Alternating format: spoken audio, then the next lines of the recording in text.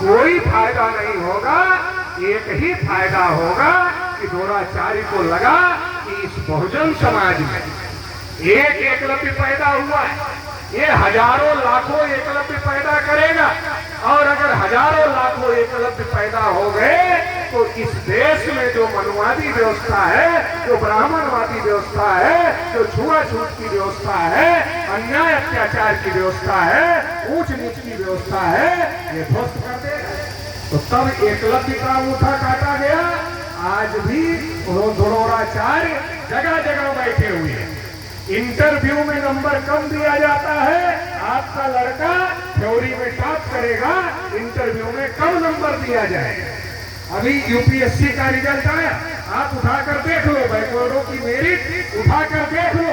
अगर बैकवर्डों को उनके बराबर नंबर दिया गया होता तो टॉपर बैकवर्ड हो जाता, लेकिन उनके बराबर नंबर प्रैक्टिकल में नहीं दिया गया, इसलिए टॉपर दूसरे लोग हो गए। तो ये जो व्यवस्था है, ये व्यवस्था किसने बनाई और क्यों बनाई?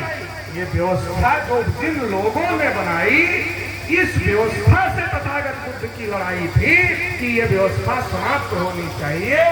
समता, स्वतंत्रता, बंधुता और न्याय पर आधारित व्यवस्था का निर्माण होना चाहिए। क्योंकि इस देश में जब सिंधु घाटी सभ्यता थी तो सिंधु घाटी सभ्यता दुनिया की विकसित सभ्यता थी।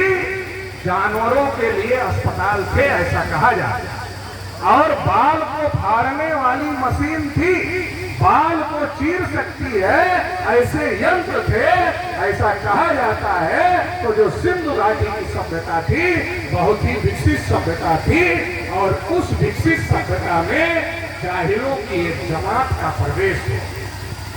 जाहिलों की एक जमात का प्रवेश उस विकसित सभ्यता में हो गया, जिसने उस विकसित सभ्यता को ध्वस्त करने का काम किया। और वो जाहिलों की जमात कौन?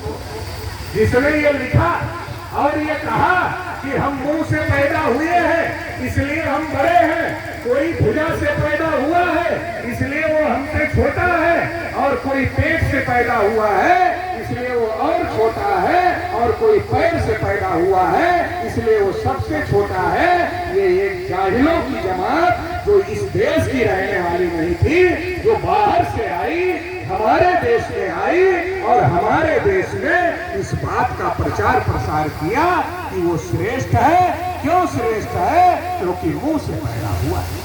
आज विज्ञान इतना आगे निकल, आज विज्ञान देश दुनिया में इतना आगे निकल गया। अभी तक मुंह से कोई बच्चा नहीं पैदा कर सकता, लेकिन वो कहते हैं कि हम मुंह से पैदा हुए। तब जाहिल थे, तब कहते थे, बात समझ में आती थी। आज तक इसका खंडन नहीं किया कि नहीं हम मुंह से पैदा नहीं हुए, हम भी वहीं से पैदा हुए जहां से सब लोग पैदा होते हैं।